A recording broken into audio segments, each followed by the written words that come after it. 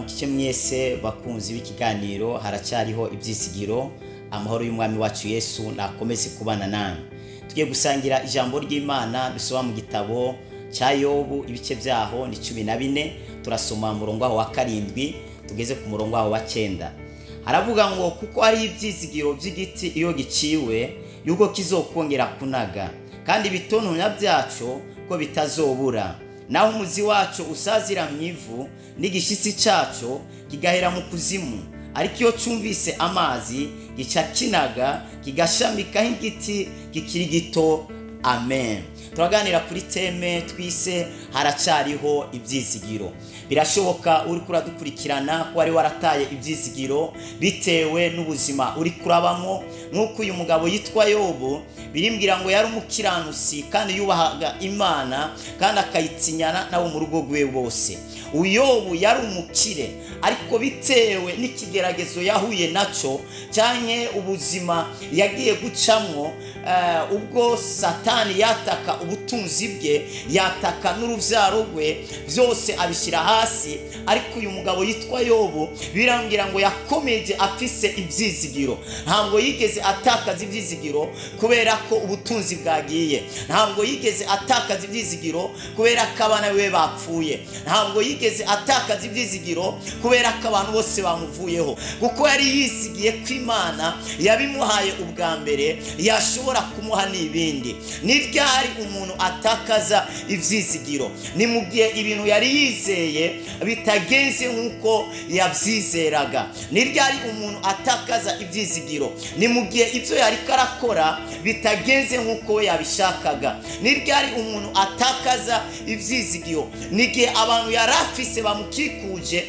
yari yizeyemo ubutabazi, bose bagiye. Ariko najye kuvugana n'umuntu yari yarataye ibyizigiro. Birashoboka ko hari abantu baguhebye, birashoboka ko hari abantu bagutaye, ariko nubwo abantu bagutaye hariho Imana itigeze iguta. Hariho Imana Dawidi yarabivuze neza ngo niyo data na mama bana, ariko rahasangitorera. Kenshi iyo umuntu ahuye n'ibibazo cyagahura n'ibigeragezo, hari abantu benshi bibaza ko ivyo bigeragezo byaje kubera ibyaha yakoze. Ariko uyu Yobu ntabwo yari yakoze icyaha, ahubwo cyari ikigeragezo, cyari igihe yari kwaracamo. Cyuti yanjye uri kurangurikira, birashoboka ko wabuze urubyaro utakaza ibyizigiro, birashoboka ko fiance yawe yaguhebye utakaza ibyizigiro, birashoboka akazi kamwe bakakwirukanyemo utakaza ibyizigiro. Ariko ikintu ukwiriye kumenya, ubuzima bwawe ntabwo buri mu maboko y'umuntu, ariko ubuzima bwawe buri mu maboko y'Imana. Ubuzima bwawe ntabwo buri mu kazi ukora, ubuzima bwawe ntabwo bufiswe n'umuntu n'umwe, ariko Imana yo mu ijuru niyo ifite ubuzima bwawe mu kiganza, niyo ifite ijambo rya nyuma ku buzima bwawe. Nubwo abantu baguta, nubwo abantu bakuvaho, ariko Imana izakomeza icyo yatangiye ku buzima bwawe. Iyo itanguye ikintu Imana yakira gisozera. Birambwira ngo haracyariho ibyizigiro. Naho igiti cyatemye ariko nicumva imvura kizasubira kunaga. Birambwira neza nk'uko imvura na sheregi bigwa bigatosa isi, niko ijambo Imana yavuze ridashobora gusubira inyuma ubusa. Ariko ikintu Imana yavuze ku buzima bwawe, nubwo abantu babivamo, ariko Imana ntiyabivamo. Imana ishigikira ijambo ryayo. Imana iri inyuma y'icyo yatanguje. Birambwira ngo itanguye igikorwa Imana irakibandanya. Hari abantu batangira ibintu bakabirangiriza hagati, ariko Imana twakurikiye, Imana twizeye, itanguye igikorwa Imana irakibandanya. Birambwira ngo Yobu akomeza kwizera Imana muri ibyo bihe yari karacamo. Birivuga ngo inshuti zimuvaho, abagenzi baraza bamwagiriza ko impamvu yahuye n'ibyo bigeragezo ari kubera ibyaha, ari kubera yagunze imfubyi n'abapfakazi. Ariko Yobu ibyo byose bamwagirizaga nta na kimwe yari yakoze. Ariko Yobu akomeza yizera Imana, umutima we awumatanya n'uw'Imana. nawe umutima wawe, amaso yawe yakure kuri ibyo bintu byose. Kubera iki? Ntabwo ubayeho kubera ibyo bintu, ariko ubayeho kubera Imana. Haracyari haracyariho ibyizigiro ko wabona akazi. Wowe utabyara haracyariho ibyizigiro ko wabyara. Nimba Mariya yarasamye inda akabyara kandi atamugabo, ese wowe ufite umugabo niki cyatuma utabyara? Witakaza ibyizigiro. Mana yacu iracyakora. Yahaye Ana urubyaro, nawe yaguha urubyaro. Yahaye Sara urubyaro mu myaka 90, nawe yaguha urubyaro. Birambwira neza ko Imana yari iri kera na n'uyu munsi ni kwiri, ko Imana yakora kera na n'uyu munsi ni kwikora, ko Imana yabohora abantu kera n'uyu munsi ni kwibabohora. Haracyariho ibyizigiro. Wowe utagira akazi ko wabona akazi. Utarapfa niwihebure, utarapfa niwihebure. Reka mvugane n'abantu bakunda kuvuga abandi, ukavuga umuntu nkaho umengo niyo wamuremye, ukavuga umuntu nkaho umengo ni ufite ijambo rya nyuma. Numvuga ubuzima bw'umuntu ntuzashyireho akadomo, ahubwo uzashyiraho agakwabu. Kubera iki? Ubuzima bw'umuntu buragutse cyane, we ntiwabumenya. We ntiwabumenya. Imana yo ubwayo niyo isi ukuri k'umuntu. Ni kubera iki Imana ari isi ukuri, ari ifite ukuri? Kubera Imana imenya kahise, ikamenya na kubu, ikamenya na kazoza. Zugu ukamenya gusa, ahubwo ibera hose icyarimwe, muri kahise na kubu no muri kazoza. Birashoboka uri kurasuzugura uno munsi, ejo niwe nyakubahwa. Birashoboka uri kurakengera uno munsi, ejo hazaba ari umugwiza atunga akomeye. Nutakaza ibyizigiro kuba barakwirukanye mu kazi, ubuzima burabandanya. Mana iracyakora, Mana iracyahindura. Birashoboka iyo umuntu yahuye n'ibigeragezo, buri muntu wese avuga ijambo yishakira ku buzima bwe. Yobu bimbwira ngo abantu bose bamuvuyeho. Ijambo ry'Imana riravuga ngo umwora arankwa kugeza no ku mubanyi wiwe, kugeza na nyina umubyara. Iyo ukenye nayo kukubyara arakwanga. Uyu mugabo Yobu agifise ubutunzi, birivuga ngo abantu yari abafise, abantu birirwa bandagaye ku rugo rwe, baje kurya baje no kunywa. Ariko ubwo yahuraga n'ibibazo,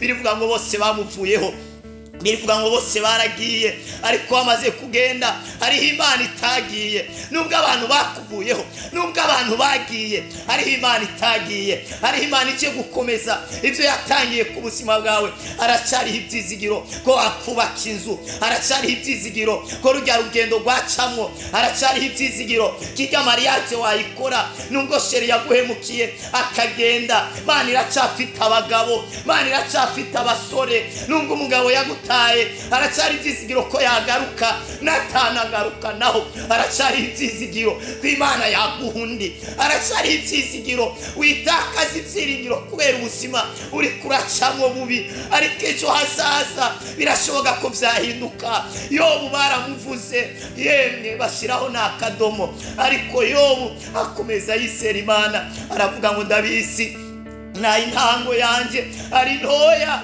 ariko amaherezo uzakunguka cyane. Na intango yawe ari nto, na intango yawe atamuntu kwemera, ariko amaherezo uzakunguka. Nubwo abantu batakwemera, ariko Imana irakwemera. Na nyuma ya zero Imana ibasha gukora. Aho imbaraga z'abantu zinaniriwe, n'isi Imana yacu zigaragarira. Birashoboka kuri ahantu imbaraga zawe zamaze kunanirwa, imbaraga zawe zaramaze gucika intege, ariko hariho Imana igiye gukora ku buzima bwawe. Hariho Imana igiye guhindura ibyase guhinduka. Yo bamanika ibiganza, aravuga ngo nzi ko ushobora byose, nzi ko atakintu na kimwe gishobora kubuza imigabo yawe, nzi ko ushobora byose. Mana yacu ishoboye byose, nta kintu kiriho, nta kintu na kimwe cyahagarika, cyazibira imigambi y'Imana. Birambwira ngo Yobu Imana imukura akamaruswa yiwe yose. Ndabona Imana igiye gukuraho amarushwa yawe. Ndabona Imana igiye guhindura ibyase guhinduka mu buzima bwawe. Ndabona Imana igiye kugura umuryango w'akazi ku buzima bwawe. Ndabona Imana igiye kuguha urubyaro. Ndabona Imana rabaregi basate. Ndabona Imana igiye guca inzira aho utabonaga inzira. Ndabona Imana igiye kwemeza abatakwemeraga. ariko rero nshuti yanjye nutakaza ibyiringiro, haracyari ibyizigiro. kandi rero ikintu kiryoshye, igiti bagitemye iyo hageze ko kinaga, ntabwo kinaga cyonyine, oya, ahari igishitsi hanaga ibiti birenga 6, birenga 5. niba bahagaritse akazi kamwe, Imana igiye kuguha ubuzi bwinshi.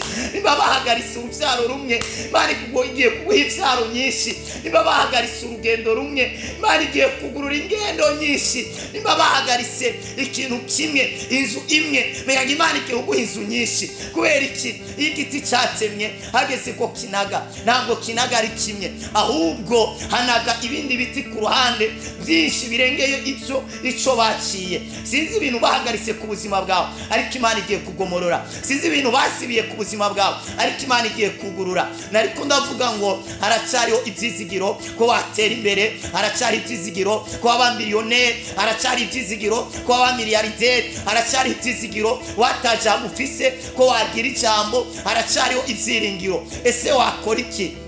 Haleluya. wakora iki nshuti yanjye? icyambere wakora nuko wakwizera Imana, kubera Imana twakurikiye irakeneye abantu bayizera. wizere ko Imana ishoboye byose, wizere ko Imana itananirwa, wizere ko Imana yahindura situation yawe. ikindi kintu cya kabiri wakora ni iki? haleluya, ni uguhindura ibyiyumviro byawe ukabimatanya n'Imana. ibyumviro byawe wibigumisa aho hantu uri, nubwo uri muri situation mbi, Imana irashoboye kubihindura.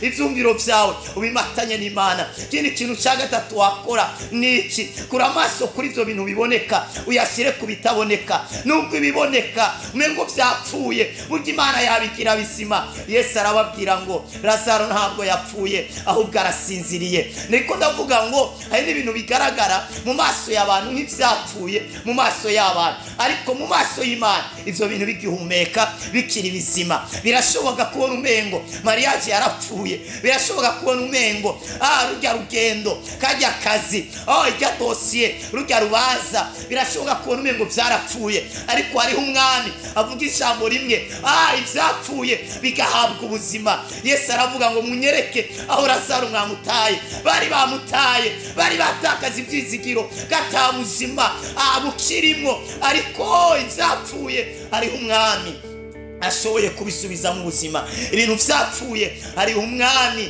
ashoboye kubisubiza mu buzima. ibintu byapfuye abantu barabita kubera biba binuka, abantu barabisinukwa. birashoboka ko hari ibintu ku buzima bwawe bigaragara nk'ibyapfuye, abantu barabihebye, abantu barabisinuswe, ariko umwami yamaseruka mu byapfuye. kubera ko Imana none itaza gukora mbere y'ubuzima bw'umuntu bugitangira, Imana ikaza nyuma, ikaza kuri finale. ni kubera ko Imana ibishaka gukora ikintu kitazitirirwa izina ryawe, ahubwo kizitirirwa izina ryawe. niyo mpamvu ikunda kuza kuri finale. Imana ikuntabarire, Imana bose bakaya, Imana ihindure ubuzima bwawe. haracyariho ibyizigiro. ndumva nosenga Imana.